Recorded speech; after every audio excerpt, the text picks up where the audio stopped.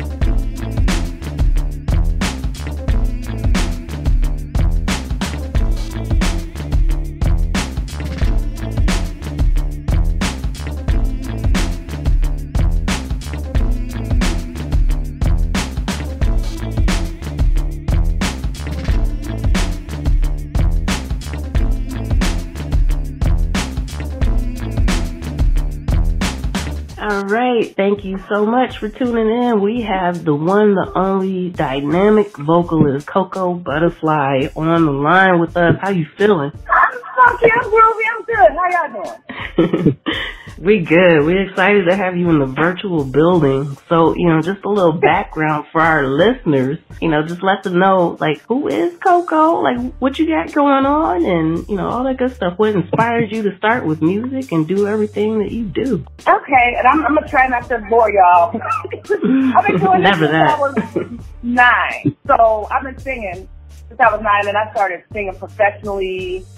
I was in a service, and I decided after I got out the service, I was going to pursue trying to sing in live bands. But that wasn't working because I had 2 school-age children, and I was going through a divorce. So it was kind of hard to gig, and I was still young then. And when you're working with a band and you're a woman, you have to have your head on straight, especially when you're young. And the funny thing about one of my first band experiences is that it was me and another girl with a band called, I can't remember, but they were from Pontiac. And my girlfriend had messed with one of the guys, and she scratched up his car. So they put us both out the band. They put us both out. They said we don't need you or her. And that was a lesson. That was a lesson to me, to maybe, because I had nothing to do with it, but I think what it was, they didn't want the drama that came with it. So after that happened, I said, you know what? Well, let me get my feet wet a little more and let me learn a little more about the industry and being in a band and everything. So I started just kind of going around town listening to music. I was in a rock band.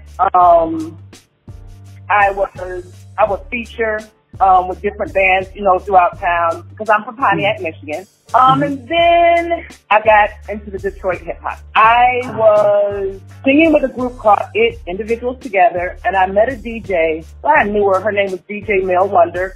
She's a DJ from Detroit. And she said to me one day, she said, I have this friend that has a record label and you have a big voice, dynamic voice. I want to introduce you to him. And I said, okay. So she introduced me to Frank Raines. He is the owner of Funk Night Records. And if people don't know this about me, I do 45. I do vinyl albums, a record. So she introduced me to him. I sang for him. He said, and I said, well, I have a group. He said, I don't want the group. I just want you. Wow. So I was like, I can't tell the girls.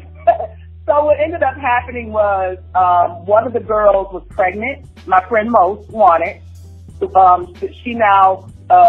She sings with Icewear Vizo and a lot of other people throughout Detroit. And the other girlfriend that we sung with, who had a beautiful voice, like a Minnie Riperton type of voice, she would just ghost and disappear, so she could care less anyway. So I started working with the band Will Sessions. I would feature with them Funk Nights. And if you never heard, Funk Night is this party that they would have in Detroit. And they would go to different locations and they would spin vinyls all night. It was voted like one of the best parties in the United States. And you would dance all night and have a good time, and people would smoke weed and drink and just act ridiculous and go home later on. So I started, I would sing with them, and then one day the band leader, Sam Bovian, said, hey, I'm doing this project with Elzai. Have you heard of Elzai? I'm like, who has heard of Elzai? Like, you serious? He said, could you please, could you come and do some vocals? He said, was we doing he said, you heard of Nas, Illmatic? Yeah, who hasn't? He said, we're redoing it with Elzai, and it's going to be called Illmatic. He said, I just need you to do all the vocals. We're doing everything just like the album, except he's going to change his lyrics, but you're going to do everything like the woman singing in the sample. So, as I was saying earlier, I don't even remember the session. I remember taking live.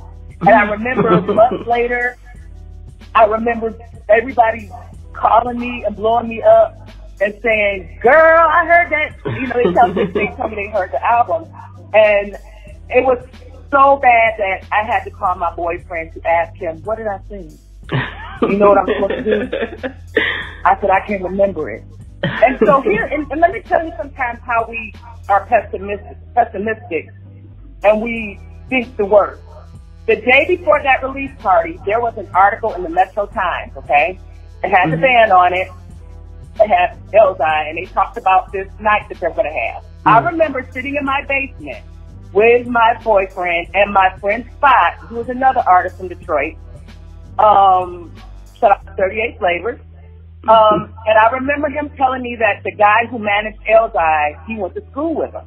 And I remember being in my basement whining about them not asking me to be in the show. How dare them? I sung for free. They couldn't even ask me to do it.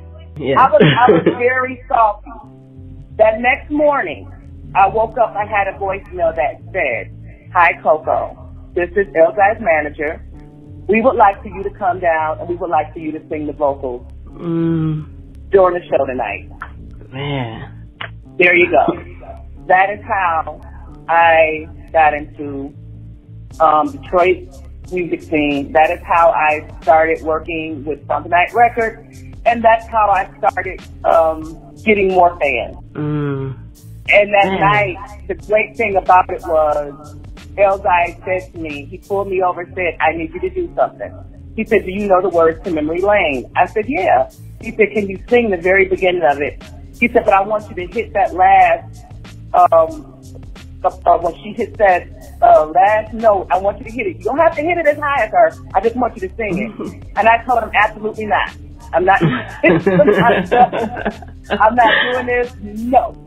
And he said, "You can do it." And I did. And what he did was, he gave me a spotlight. And that was worth more to me. Because at Funky Night, you have it could be between 500 to 1,000 and over people. He gave me a platform. And after that, everybody was trying to work with me. It was cool. It was a good time in my life. It was quick. It was overwhelming at times. It was exciting because I had never been the center of attention like that. And it was overwhelming for me. And thanks to Frank Raines, who I still work with to this day, he is the one who would rally for me to be up front. He rallied for me for people to hear me. And he started making 45 featuring me. And that allowed me to get my music out, because we work with a lot of people overseas. So I started doing things, and it became international for me. You know, that's a heck of a start right there. It's very interesting and very uplifting. So, you know, for the masses that are out there hearing you right now, that's an inspiration.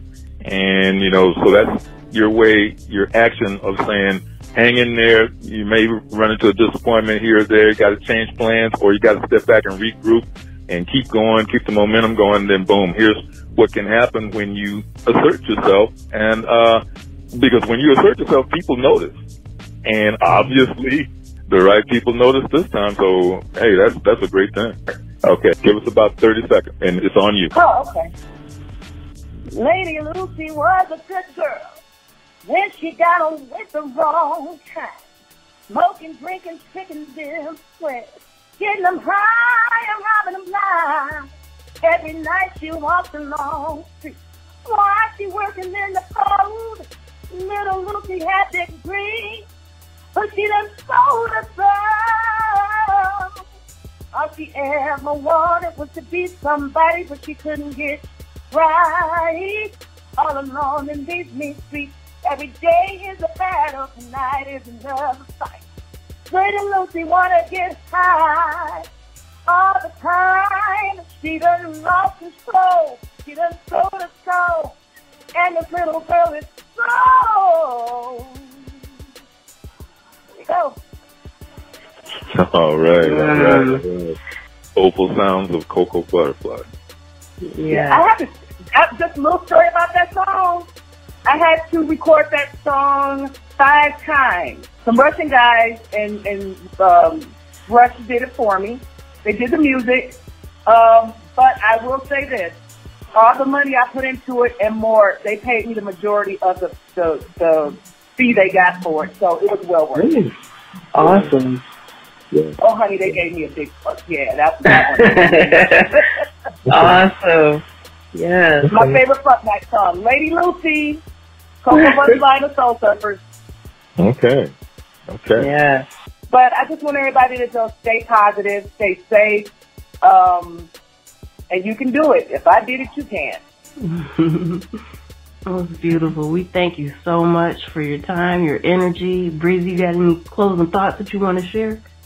Yes, Coco. Now you already know that this is just chapter 1 of the Coco Butterfly edition of the Music Marvels show, right? Yeah. Yes. Sure.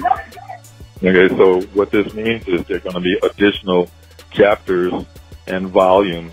So we want you back to continue to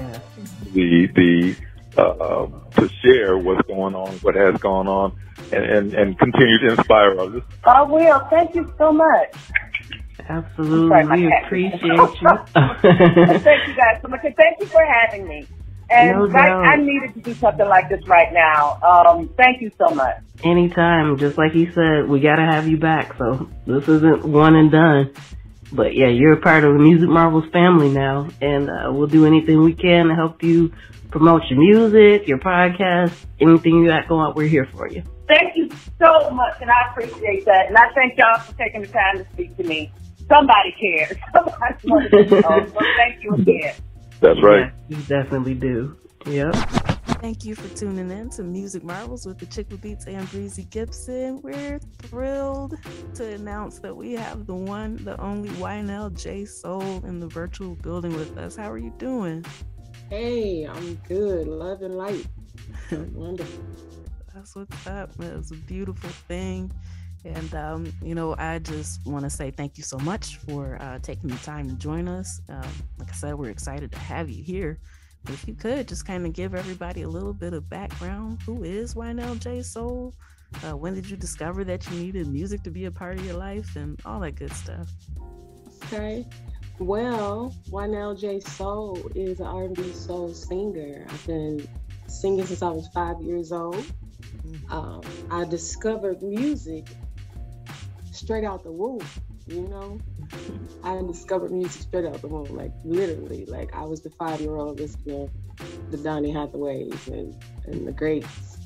And I just had an old soul. So soul music definitely was my calling in life. So yeah. But yeah, I do a fusion of R&B, soul music, some gospel, and I do jazz. I work with some jazz bands also. So I have a jazzy soul R&B sound. So I can kind of go from either genre if need be. So, but yeah, I'm originally from Chicago. I've been living in Kalamazoo for a long time now. Probably about 15 years, but I'm originally from the southeast side of Chicago. Okay. Yeah, a lot of soul there. And yeah. So you mentioned, straight out the womb, and to be 5 listening to Donny Hathaway, what would you say it was that kind of drew you to that soul? I don't know. He has this like really deep, electrifying sound that when he opens his mouth, it literally gives you chills and shivers, and you'd be like, "What is that?" And that's the soul feeling. When you feel like that when somebody's singing, they tapped into a higher source. And at a young age, I knew like I want to do that, And so I listened to a lot of the greats, Patti LaBelle's and Michelle Burrell's. Oh man, I like that sound in particular. And growing up in church, gospel music taps into that deep soul level that Donny Hathaway naturally has, even though he's singing what we would consider R&B music, but it's all the same to me. Yeah. Because it's that feeling behind it that kind of gives it the richness that you're talking about, which is kind of interesting to hear you say, because checking out your voice, I know after we met, I had shared with a record label owner who you were, and he responded right away like, "Wow, she's incredible." I was like, I knew you'd love her. But yeah, you can hear that soul, and everything that you're talking about that kind of drew you. You hear that in your own voice. Oh, that's like the best compliment ever to give me. Just so you know, like it is, because I really do. I just do what I feel and hope that others feel the same thing, because I'm so passionate about that type of sound. And usually I kind of like transcend to a whole nother dimension when I sing. So usually I'm not even like consciously aware of what I'm doing. And then I'm done and people are like, well, what happened? Like, what? Really? Wow. You hear that, Breezy? Too humble, girl. Transcends, yeah. Sometimes, in the womb, babies pick up different types of vibrations. So the music as well, along with the vibrations, and you just never know just how that manifests. And next thing you know, here you are, but it's already ingrained in you. And that's a very, very interesting topic. But I believe it's true myself. I believe it's true. Yeah, it's powerful. I've always I sang my first solo in church at 5 years old. My grandma was like, "Get up there and sing," and I was terrified. I was shy, and I was just so little as this tiny little thing. And then I opened my mouth, and I was like, "Wait a minute, and where did that come from? And where did you get that from?" Like, so clearly, I was born with that. Nobody ever really taught me to do a lot of stuff. I had classical voice lessons in college, but I'm not trained in anything. People are so surprised a lot of things that I naturally know. So you're trained. You're trained, all right. You're trained. It's a gift of God. Look, I trained myself. I studied the greats, and I was like, I need to do that and that. And Whitney Houston, like, come on, like, I don't have the highest ranges she has, but I can do some of her stuff. So I think that in itself is very talented, because I consider her to be top notch. So. Yeah. To be able to do any part of what she does is magnificent.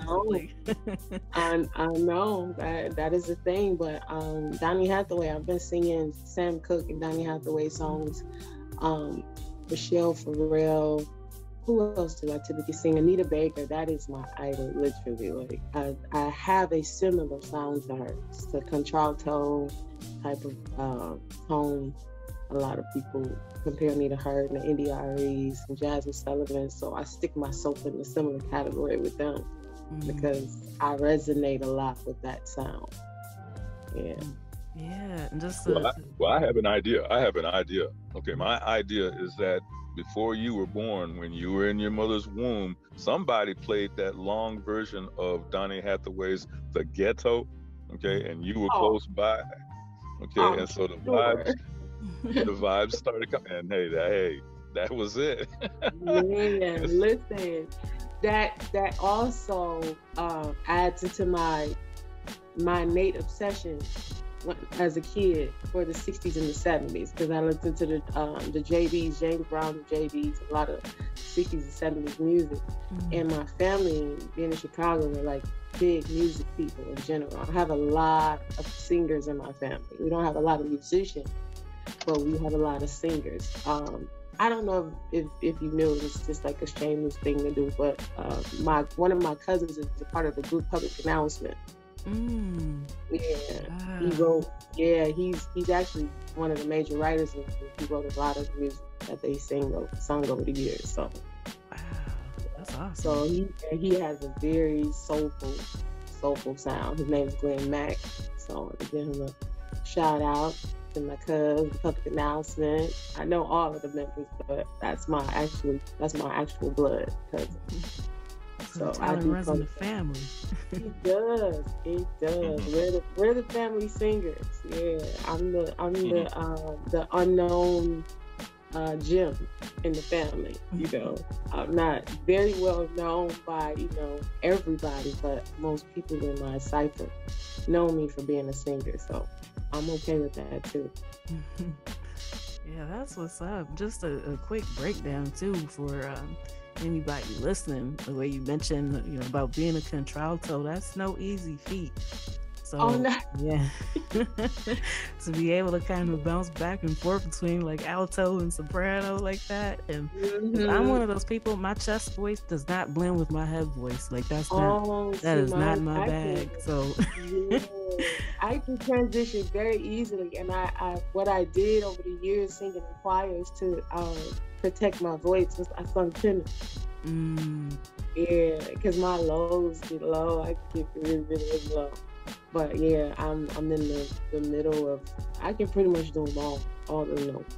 Yeah, I just don't go real high soprano notes. But yeah, I can go back from the head voice to the chest voice really good. That's something that I taught myself. I think just listening to other artists, like I said, I didn't have proper training or anything like that. I took classical voice, and she actually taught me how to use my head voice a little bit more. So I learned how to use what I already knew. Some of the things she taught me, and she's an Asian lady, and she was good. She always told me, don't sing gospel, you're gonna ruin your vocal cords, they yell and they scream too much.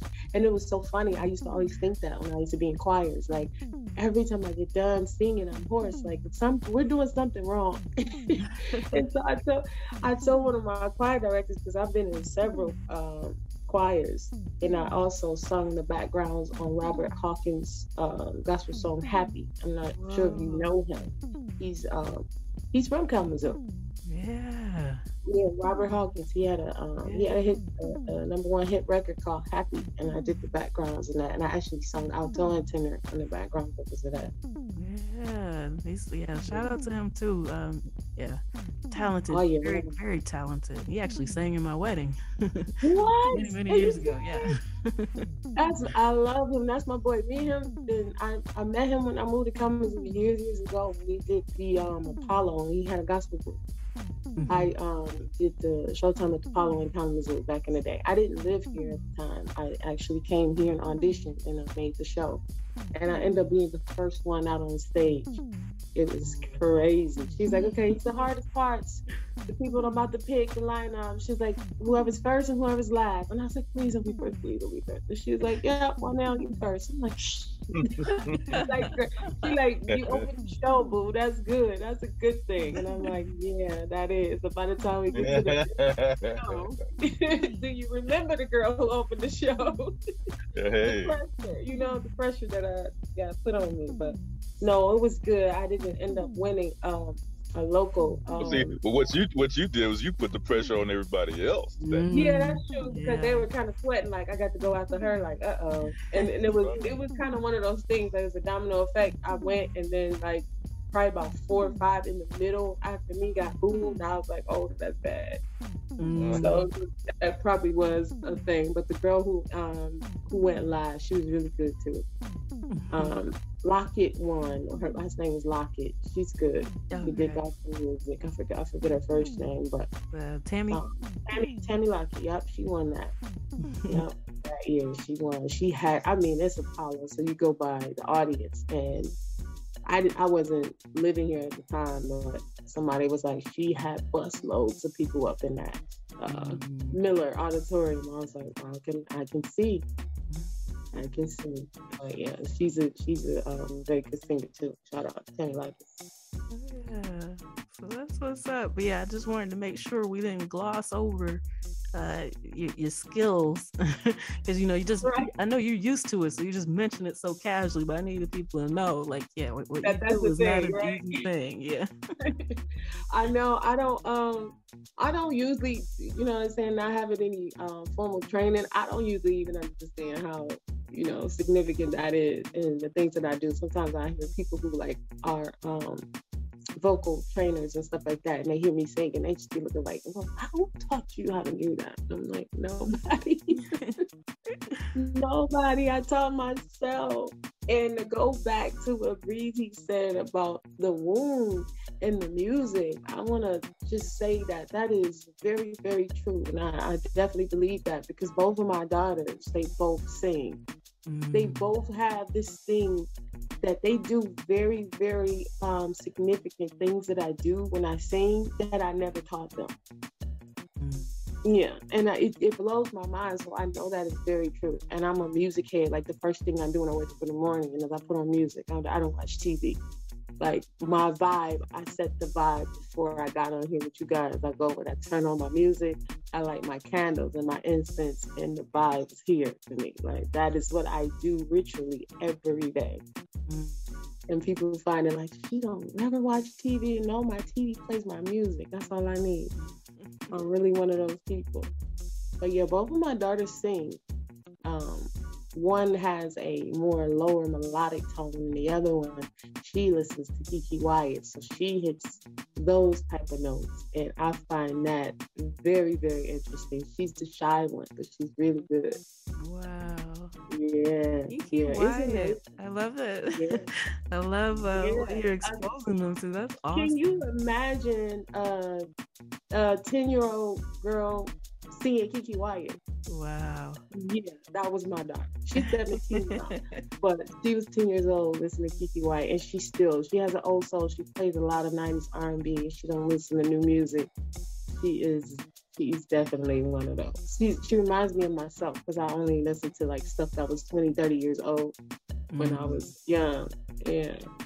So now the 90s is that era for her. It's for her, yeah. And it's so strange that I feel like I live in a time capsule at home. Most days I wake up and I'm hearing this stuff and I'm like, ooh, the nostalgia that comes back. And it's like, this is a child doing this? Like, this is, girl, do you know I used to listen to this when I was... She's like, yeah, I know. I'm like, who told you to play this? She's like, I just found it and I liked it. It's like, wow. Yeah, that was me though. My mom used to be like, you were too young to listen to these people. How do you even know about it? That's phenomenal. I love it. Don't you, Breeze? Yeah, well, I'm absorbing, the vibe. It's just really, especially on a day like today, in a year like now, just to hear the positive vibe being exchanged between you two, it's just something that's very refreshing. So, yeah, it really is. So, yeah, I'm sure the listeners are absorbing that as well.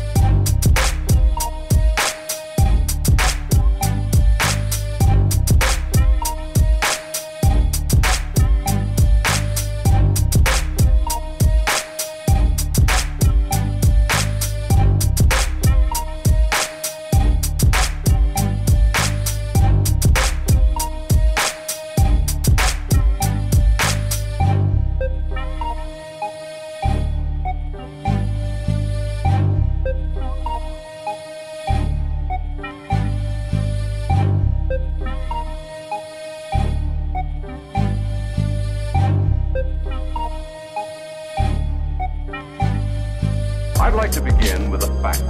Whether in a small town like McAllen in the Rio Grande, or in Chicago, New York, or Los Angeles, it is business. Big business.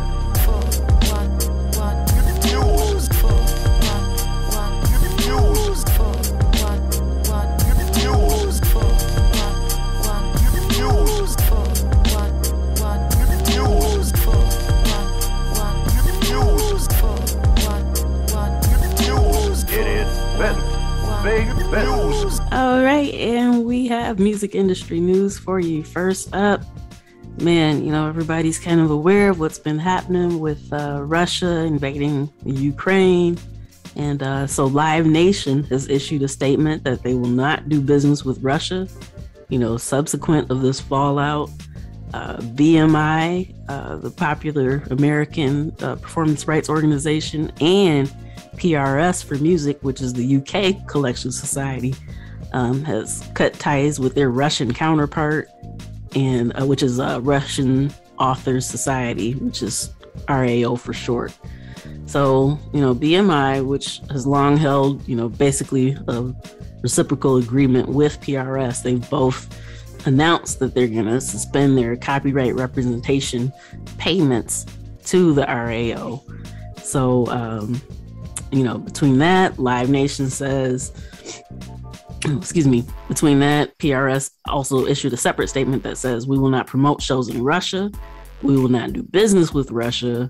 We're in the process of reviewing our vendors so we can cease work with any and all Russian-based suppliers. So, you know, this is kind of like we're seeing some of the fallout from this across different fields. Individual artists have spoken up. Green Day is one of them, where they've canceled shows in Russia, just saying that they're not going to be performing there. Hollywood movie studios, Warner Brothers, Walt Disney, Sony, you know, among others, have all agreed to halt the release of major new blockbuster movies there. Netflix has pulled its service. TikTok has temporarily banned new video creation in Russia. And they specifically cited the Russian president's fake news law that he signed in that punishes people with fines or up to 15 years in prison for publicly calling for sanctions or, you know, spreading what he deems to be false information about their military. So, I mean, it's been a lot going on. You know, in turn, Russia's put a block on Facebook. They've restricted access to Twitter. They've banned access to BBC news sites. I mean, it's a lot of things going on here. So, you know, a lot of times you kind of notice artists will take, you know, the side of either, you know, being activists, talking about what's going on, saying where they stand on it. Others just kind of want to deal with the music.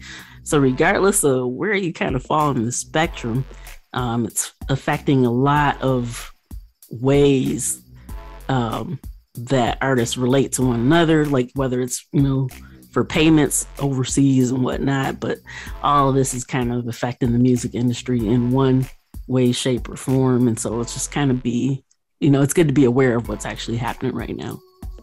Yes. You know, when some of the, you know, one of the beginning salvos of all of this was the, you know, you mentioned the payment systems. And so Apple Pay and a lot of businesses like that have just completely stopped. Okay. And as far as the economics are concerned, and, you know, this is going to take a good chunk of time for all this stuff to get sorted out, you know, so but in the meantime, you know, we just got to buckle up your chin strap and try to make it through one way or the other with what we have here. But what they have over there, it's null and void now over there. Yeah. And so, yeah, it's good to be aware of these things, especially as you work on like your marketing efforts. This is right around the time frame that people are starting to pay more attention to new music. So if you've been gearing up to promote stuff, you know, it's kind of good to be aware of where your promotions may not be seen. So you know where to kind of focus your efforts effectively. Yes, ma'am. All right, and this was big news. Bandcamp has been acquired by Epic Games, which is the maker of Fortnite. So Bandcamp will continue to operate separately for the time being, but they're intending to work behind the scenes with Epic to expand development internationally and just see what other places or heights that they could take Bandcamp to. Supposedly working on things like album pages, mobile apps, merch tools, maybe new payment systems, search and discovery, and a whole bunch of other new initiatives that they're not really naming specifically just yet. And so this is kind of interesting because, back in November, we had talked about Epic Games acquiring Harmonix, which was the maker of Rock Band and Dance Central. So, obviously they're seeing some potential here. And so, yeah, it'll be kind of interesting to see how it turns out. One of the biggest concerns that popped up with most of us that actually use Bandcamp is, are they still going to kind of keep looking out for the artists, if you will?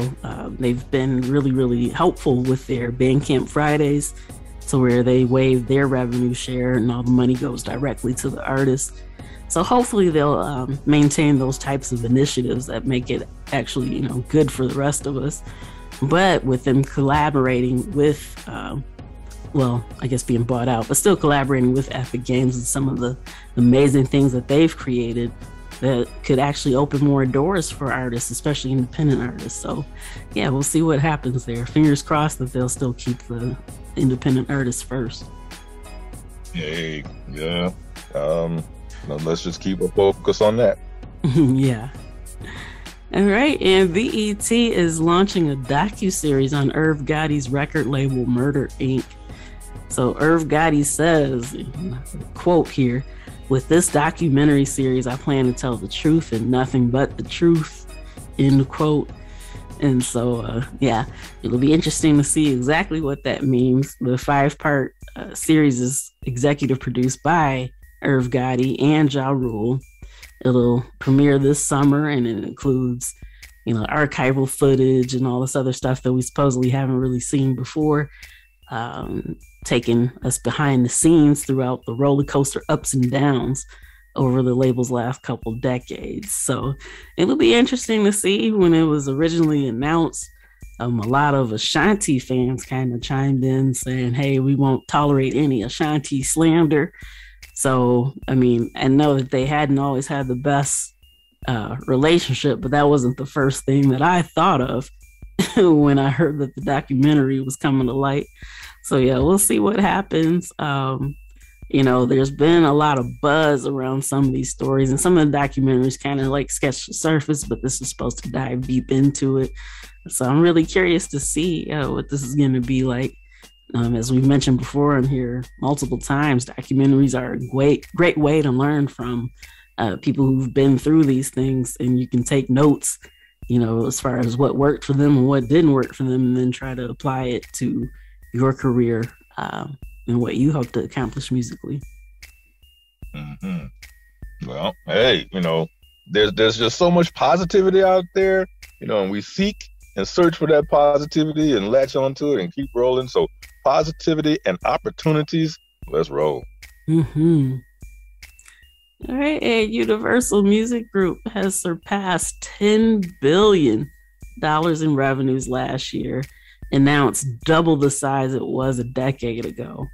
So their total global revenues, so this is including publishing, recording, merch, all that stuff, was $10.03 billion for 2021, which was an increase of 17% from the previous year.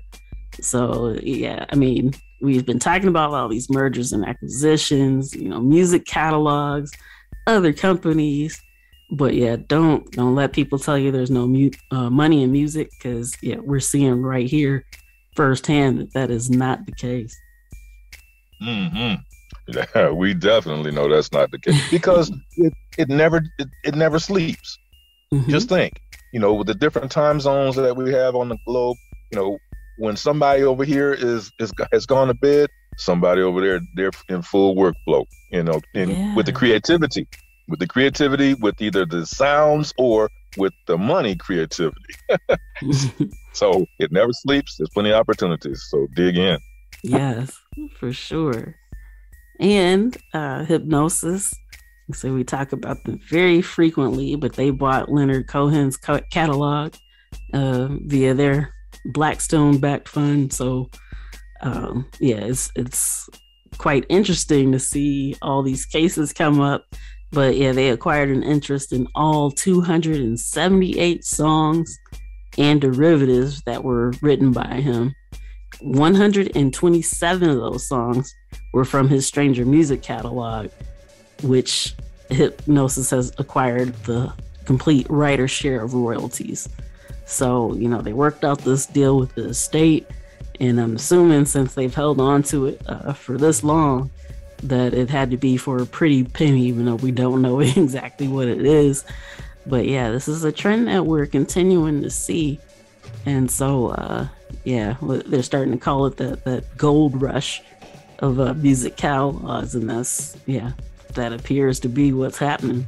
Because ever since the pandemic started, we've had stories practically every week about new catalogs that have been purchased, whether it's 100% or just different portions of it. So yeah, just pay attention to what's happening out there. Yo, yeah, pay strict attention. Yeah. And all right, Amazon has launched AMP, a live radio app that lets you play DJ with music and call-ins. So we announced this about 6 months ago on the show that their quote-unquote Clubhouse competitor was underway. And around that time, they were thinking of calling it Project Mike, but now it's called AMP and it's here. And so, there's been a lot of different spaces that have popped up that are similar, but AMP differentiates itself by giving you access to a broad music catalog. So users can play DJ directly connected with Amazon Music and chat about their favorite songs and artists, or they can use it to talk about anything else, whether it's sports, pop culture, or, something like that, but also curate a selection of music for their listeners while taking live callers. So yeah, they've made some tremendous strides since we brought it up the last time. And it's something that's exciting to pay attention to. If you've ever thought about having your own radio show or podcast, that's a great way to kind of test it out and see how it will go for you. That's right. But see, one thing about it though, there's only one Achickwitbeatz though. See, so so wherever you are when you try that, hey, you better come correct, because there's only one Achickwitbeatz, and so she's kind of a few steps ahead of you. So not to deter you, but that's just, we gotta make that plain. There's only one Achickwitbeatz though. That's awesome. But yeah, speaking of which, Achickwitbeatz music is available on Amazon Music, so if you have a space, it'd be kind of cool if you threw a track or two in there. But yeah. All right, and that does it for music industry news for this week. We'll take a quick pause for the cause, and then we'll be back before we head out for the night. Okay.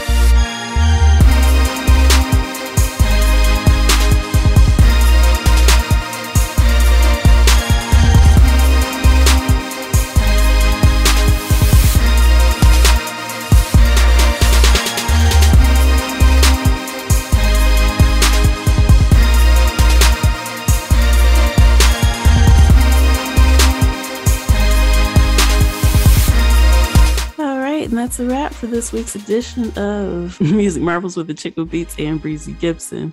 Once again, we thank you for tuning in. We thank you for joining us. We really, really appreciate you and all the positive feedback we've been getting. And yeah, it's just been fun.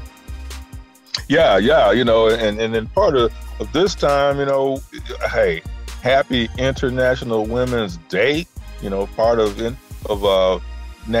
Women's Month and Women's History Month. You know, there's a lot going on. So, you know, nothing but love and great tidings to all the women who are tirelessly working their craft in the music industry, music business, and business itself. So, you know, all I can do is smile and say, hey, you know, reap the benefits of your hard work and make some good things happen for yourself and your family, and for us too. Yes, beautiful sentiment. All right, so we hope you'll join us again next week, same time, same place. Tune in, tell a friend, and we'll see you then. Peace.